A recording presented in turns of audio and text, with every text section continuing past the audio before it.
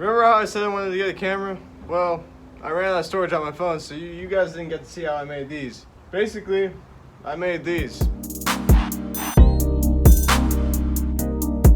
Right now, I am getting everything aligned so I can start fabricating the rear seat rail. So let me get you up to speed because there's even more you guys missed too. Alright, this is all upside down. I hope you guys can visualize this. So this is the seat bracket that branches up from the seat slider. There are 4 different adjustability holes for the seat angle, and then the slider will take care of front and back. Identical one on this side, naturally. Inside here we have the first seat rail. So I ended up ripping out a whole lot of sheet metal that was plug welded in. It was a lot easier for me if I just started with a fresh datum that was level to the car, which the car is level, don't worry. So there's this, the seat rail bolt flanges, I guess, are going to be welded to the back side of these, here and here. And I wanted to hold off on fabricating the rear one, which is going to look somewhat similar to this, until I had the whole dimensions of it on the seat, so I could make sure that everything fit. When I fabricated everything, I didn't think to check if the captive nuts on the Sparco seat were parallel with each other, which they were not.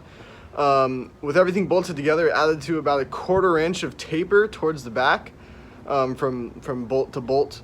So basically what I'm going to do to mitigate that, I'm just going to make a spacer on the back to make sure that both the rails are parallel. And the reason configuration here is so I can essentially just measure the bolt, I guess, spacing, so that way I can just transfer it straight onto the seat rails, and that will determine where the rear seat goes. Rear seat rail, rather. Now that I have that, I can go ahead and start fabricating the seat rail bracket on the rear. Alright, from outer bolt hole to outer bolt hole, we're getting about 12 3/4 and probably about a 16th or even a 32nd below that. The reason I want to use the outermost bolts is just because that makes the removal of this seat rail from the car fairly easy, so I don't have to slide the seat rail back so far or forward so far to actually get access to the head of the bolt. So now that we have that number, we can go into the cab and actually make sure that we can make this with everything staying true.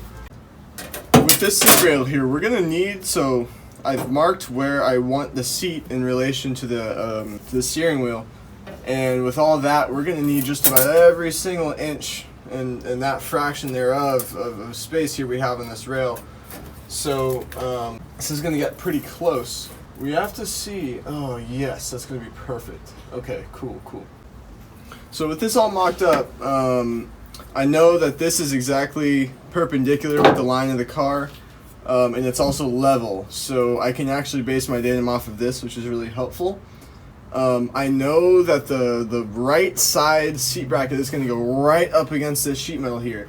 Later on down the line, I'm going to come in and gusset this from the underside, from the frame, so it doesn't flex as much. But with all that being said, we should have more than enough room for the seat rail. We're going to put the seat rail, this is the secondary one, here, bring it back all the way up front, and then have the flange come off of the back side, so that everything lines up. So basically they'll look almost exactly the same. I'm going to have 2 flanged captive bolts, one here and one here, and I'll have the same exact deal when they're facing rearwards. So my flexibility lies within the actual flanges themselves. I can cater the lengths and gusset them accordingly, so they will be more than strong enough. The issue now becomes, how do I mate this secondary seat rail up to the sheet metal here, I guess elegantly. So this is a time lapse of me setting up the second rail. I use a level on top of that ruler there to make sure that they're level with each other.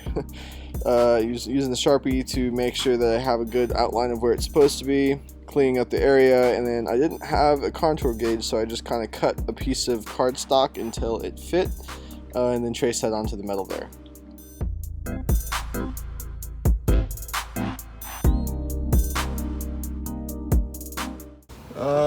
Should be pretty damn close, and if we're not, that is fantastic right there. You know, I will take that. Might have a 16th inch gap on the top, but Better than anything I've done before. Okay. Tack it.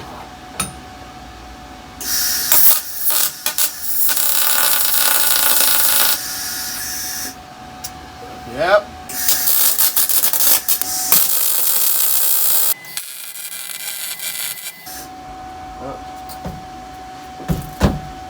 Got a little spicy there. I'm gonna turn my heat down a little bit.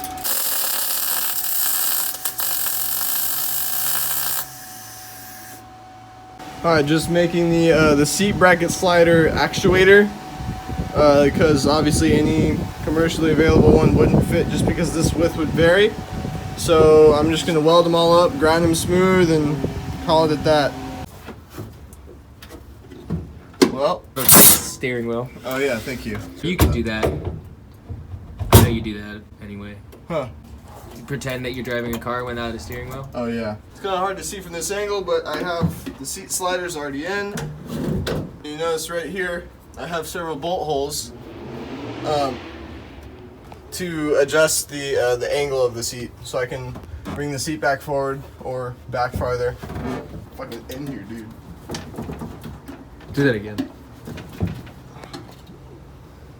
Secure. Oh, don't worry. We all know those are your shoes. Hey, shut up. But yeah, so if the steering was a little higher. Elbows kind of interfering with your legs at the bottom. No, oh, it's more so the door. Actually, yes. See what I'm saying? Yeah, yeah. Yeah. Someone hit the door. You gotta be careful, man. Snoop got hit by a car about a week ago, so he's in the healing process. He's doing fine. He's doing just okay. He's hanging out with me. Well, I guess I forgot to tell you guys that I got a new set of wheels. These are 18 times 10.5 all around. We got some 265s wrapped on them right now, but I'll probably end up going 275. Anyway, regardless, having it mocked up in the engine bay, I did this so that I could see the clearance I have to the back wall, what would be the firewall, because this was going to be such a tight dimension on the inside for the clutch pedal. I wanted to see if I could actually take it out. And by the looks of it, by all ranges of motion, I should have no problem in taking it out.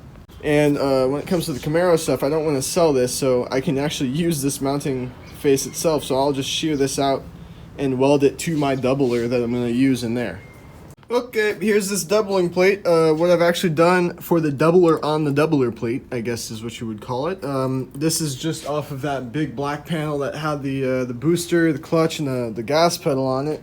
Stripped down the paint, and I used it as a stencil to cut through the actual doubler, and I'm just gonna plug weld it on here. Absolute shit, but it'll do.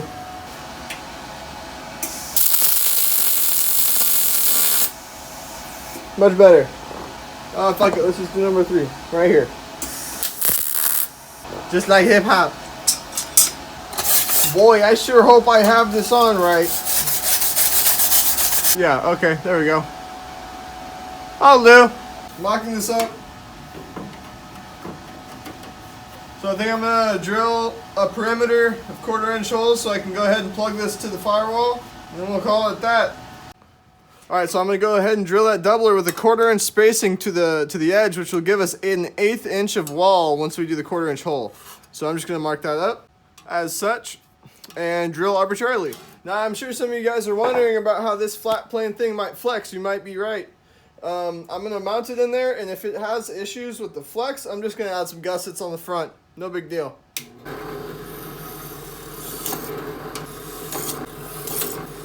Find out. Second. And now over to the big boy. The new bit really wants to wander up it.